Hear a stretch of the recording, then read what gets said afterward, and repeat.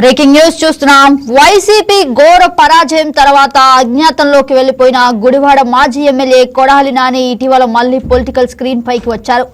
ఎన్నికల ఫలితాల అనంతరం అనారోగ్యం నెపంతో గుండె ఆపరేషన్ చేయించుకుని నెలల తరబడి విశ్రాంతి తీసుకున్న ఆయన ఇప్పుడు అంబటి రాంబాబును పరామర్శించేందుకు బయటకు వచ్చారు. రాబోయే ఎన్నికల ఫలితాలపై ధీమా వ్యక్తం చేస్తూ సంచలన వ్యాఖ్యలు చేశారు. టీడీపీ శ్రేణులు కావాలనే అంబటి రాంబాబును లక్ష్యంగా చేసుకుని రెచ్చగొట్టాయని కొడాలి నాని ఆరోపించారు.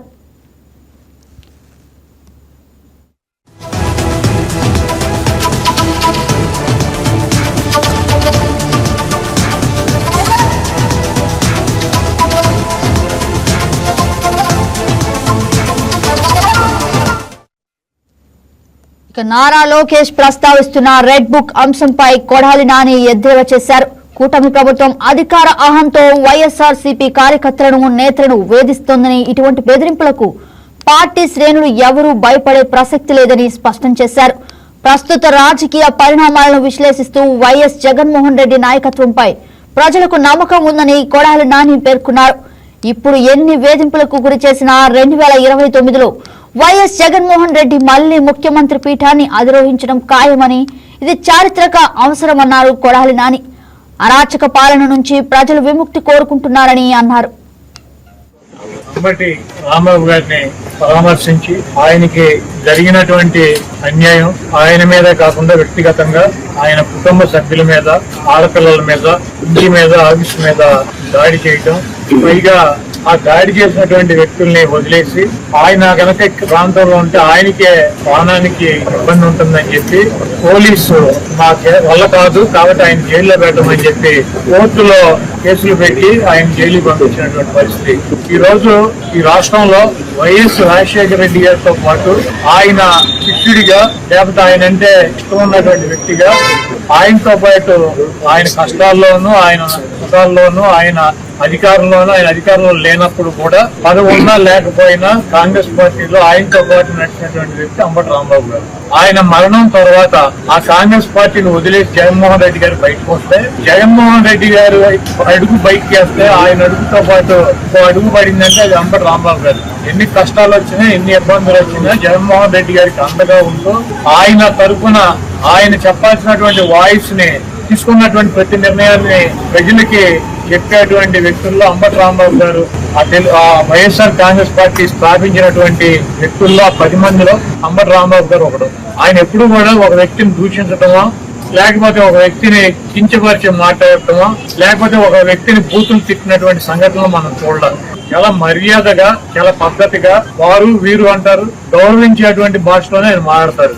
ఆయనకి ట్రాప్ లోకి లాగాలని చెప్పి ఒక నీచమైనటువంటి బ్యానర్ జగన్మోహన్ రెడ్డి గారి మీద కట్టి తిరుమల లడ్డూ గురించి ఆయన గుడికి వెళ్లి ఆ బ్యానర్ తీయమని చెప్పి ఆ బ్యానర్ దగ్గర ఆగి ఆ ముందు రోజు మాట్లాడితే, ఆయన వచ్చే దారిలో కర్రలు పట్టుకుని కొంతమంది చిల్లర మూకని పెట్టుకుని అంబటి రాంబాబు గారిని అమ్మనా బూతులు తీర్చిస్తే ఆయన ఆవేశంతో వీళ్ళందరూ ఎందుకు ఆయనే రమ్మని చెప్పి చంద్రబాబు నాయుడు గురించి మాట్లాడిన మాట వాస్తవం. అయితే ఇంటికి వచ్చి రియలైజ్ అయ్యి ఆయన ఏం చెప్పాడు, నేను ఆవేశంలో తప్పుగా మాట్లాడి ఉండాల్సింది కాదు, కాకపోతే ఆవేశంలో మాట్లాడాను కాబట్టి ఆ మాటలు వెనక్కి తీసుకుంటున్నా అని చెప్పి అపాలజీ చెప్పాడు. అయినా కూడా ఏదో అంబటి రాంబాబు గారి ఇంటి మీద దాడి చేస్తే ఈ రాష్ట్రంలో ఉన్నటువంటి వైఎస్ఆర్ కాంగ్రెస్ పార్టీ మొత్తం తీసేస్తారనుకున్నారా? జగన్మోహన్ రెడ్డి గారు ఎట్టి పరిస్థితుల్లో తీడు. ఏ కార్యకర్త కూడా వెనక్కి తగ్గేటువంటి పరిస్థితి లేదు. దాడి చేయటం కాకుండా ఇంట్లో ఆడవాళ్ళని బూతులు తిట్టడం, ఆడవాళ్ళు ఉన్నటువంటి ఇంటి మీద దాడి చేసి కార్లు పగలు కొడతాం, ఇల్లు పగలు కొడతాం, ఆఫీస్ పగలు కొడతాం. ఈ చేతగాని పోలీసులు దగ్గరుండి కాపలాగా ఉండి ఇవన్నీ కూడా చేయించినటువంటి కార్యక్రమాలు. ఆయన అరెస్ట్ చేసి జైల్లో పెట్టారు. ఇప్పుడు ఏమైంది? 18 రోజుల్లో ఆయన బయటకు వచ్చాడు. ఈ రోజు వైఎస్ఆర్ కాంగ్రెస్ పార్టీలో గానీ రాష్ట్రంలో గానీ ట్రెండింగ్ లో ఉన్నటువంటి హీరో, సూపర్ హీరో ఎవరంటే అంబటి రాంబాబు గారు. ఆయన్ని మా పార్టీలోను ఈ రాష్ట్రంలోనూ ఆయనకు ఉన్నటువంటి ఆయన ఒక 40 సంవత్సరాలు 30 సంవత్సరాలు సంపాదించుకున్నటువంటి ఇమేజ్ 3 ఇమేజ్ తెచ్చిపెట్టారు ఆయన. కాబట్టి మీరు ఇంత దుర్మార్గంగా వ్యవహరిస్తున్నా కూడా మీరు అప్రజాస్వామ్య పద్ధతి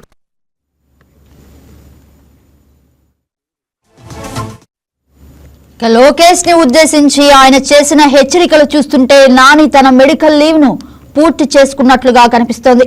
అధికారంలో ఉన్న 5 ఏళ్లు ప్రత్యర్థులపై కొడాలి నాని వాడిన భాష, చేసిన విమర్శలు అన్ని ఇన్ని కావు. తెలుగుదేశం పార్టీ అధినేతలను వ్యక్తిగతంగా దూషించడంలో ఆయన శైలి అప్పట్లో పెను సంచలనంగా నిలిచింది. అయితే వైసీపీ ఓటమి తర్వాత సీన్ రివర్స్ కావడంతో గుడివాడలో కనిపించడం మానేశారు. అనారోగ్యం పేరుతో తప్పించుకుంటున్నారనే ఆరోపణలు కూడా వచ్చాయి. కానీ ఇప్పుడు పరిస్థితి మారినట్లే కనిపిస్తోంది. అనారోగ్యంతో ఉన్నప్పుడు చూపిన మానవత్వం అయిపోయిందని, ఇప్పుడు ఆయన రాజకీయ క్రీడలోకి దిగారు కాబట్టి అసలు కథ ప్రారంభించాలని కార్యకర్తలు కోరుతున్నారు. గత 5 ఏళ్లలో నాని హయాంలో గుడివాడలో జరిగిన అక్రమాలు, వ్యక్తిగత దూషణలపై చట్టపరమైన చర్యలు తీసుకునేందుకు ఎన్నో అవకాశాలు ప్రభుత్వం వద్ద ఉన్నాయని టీడీపీ కార్యకర్తలు అంటున్నారు. మరి నెక్స్ట్ ఎలా ఉండబోతుంది? దీనిపై మరింత సమాచారాన్ని మా executive editor Kalyan phone in ద్వారా అందిస్తారు. Good morning Kalyan. Good morning Kalyan, Kodali Nani మళ్ళీ లైమ్ లైట్ లోకి రావడంపై టీడీపీ వర్గాల్లో అసలు ఎలాంటి రియాక్షన్ కనిపిస్తుందంటారు? ఎగ్జాక్ట్లీ గగన, ఈ ఇంపాక్ట్ అయితే కొంత కనపడుతుంది. ఎందుకంటే ఆ ప్రాంతంలో గతంలో వైఎస్ఆర్సీపీ గవర్నమెంట్ ఉన్న సమయంలో ఎలా కొడాలి నాని ఎలా ప్రవర్తించారు, ఒక మంత్రిగా రాష్ట్ర వ్యాప్తంగా అక్కడ భాషని ఏ విధంగా రిసీవ్ చేసుకున్నారు, ఏ విధంగా రిజెక్ట్ చేశారు అనేటువంటి విషయాలు అందరికీ తెలిసిన విషయాలు. సో అయితే ఎప్పుడైతే ఎన్నికలు జరిగి ఓటమి పాలయ్యారో, ఓటమి జరిగినప్పుడు అంటే ఎలక్షన్ జరుగుతున్నప్పుడు, ఎలక్షన్ కౌంటింగ్ జరుగుతున్నప్పుడు కౌంటింగ్ హాల్ నుంచి బయటికి వెళ్ళిపోయారు కొడాలి నాని, అదేవిధంగా వంశీ కూడా. సో అలా వెళ్ళినటువంటి వ్యక్తి ఆ తర్వాత చాలా వీక్ అయిపోయారు, అనారోగ్యాలు పాలయ్యారు, హాస్పిటల్ పాలయ్యారు, చాలా కాలం ట్రీట్మెంట్ కూడా తీసుకోవడం జరిగింది. అనంతరం అదే సమయంలో కొంతమంది మీడియా వాళ్ళకి కూడా ఇంటర్వ్యూ ఇచ్చిన సమయంలో ఉద్యోగం పోయిన తర్వాత మేము మాత్రం ఏం చేస్తాం అనేటువంటి మాటలు మాట్లాడారు. అయితే ఇప్పుడు కనుక గమనించినట్లయితే చాలా యాక్టివ్ గా కనబడుతున్నాడు ఆయన. ఈ రోజు నిన్న అంబటిని కలవడానికి వెళ్ళడం జరిగింది. ఇటీవల అంబటి అరెస్ట్ అవ్వడం, అనంతరం రిలీజ్ అయినటువంటి నేపథ్యంలో అక్కడికి వెళ్ళి ఒకరి తర్వాత ఒకరు వైసీపీ నేతలు వరుసగా పరామర్శలు చేస్తున్నటువంటి పరిస్థితి. ఆ నేపథ్యంలో భాగంగానే అంబటి ఈ కొడాలి నాని నేను వెళ్ళడం జరిగింది. వెళ్ళినటువంటి కొడాలి నాని కనుక ఒక రకంగా చూసినట్టయితే ఫేస్ గతంలో ఎలక్షన్ అయిపోయిన తర్వాత ఎంత వీక్ అయ్యాడు, ప్రస్తుతం ఎంత స్ట్రాంగ్ అయ్యారో కూడా కనపడుతుంది.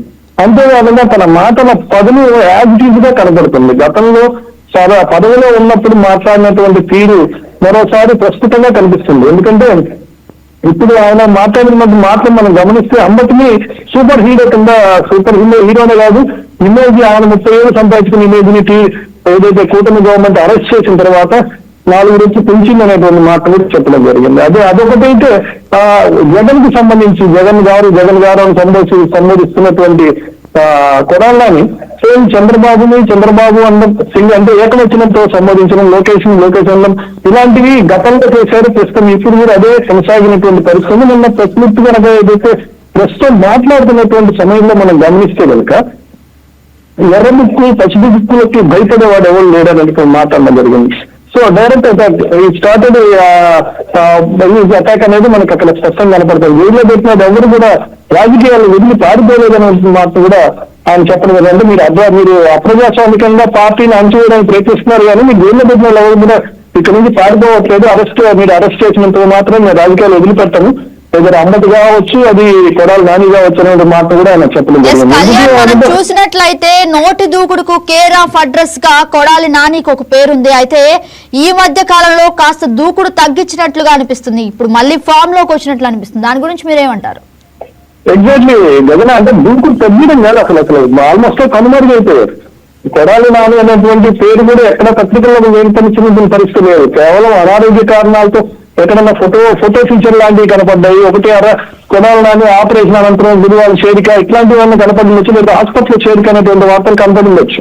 కానీ ఒక రాజకీయ నేతగా కూడా ఎక్కడ కనపడలేదు. రాజకీయ నేతగా ఇప్పుడు తిరిగి ఫామ్ లోకి వచ్చినట్టు కనపడుతుంది. ఎందుకంటే ఆయన పరిభాష మొత్తం కూడా గతంలో ఉన్న పరిభాషకు దగ్గర ఎదురు. అయితే గతంలో ఇంకా చాలా ఘాటుగా మాట్లాడే వాళ్ళు ఇప్పుడు కొంచెం లిటిల్ బిట్ తగ్గిందంటే 1% కనుక చూసినట్లయితే గతంలో 90% ఉంటే ఇప్పుడు దగ్గర 60% దాకా ఉంది.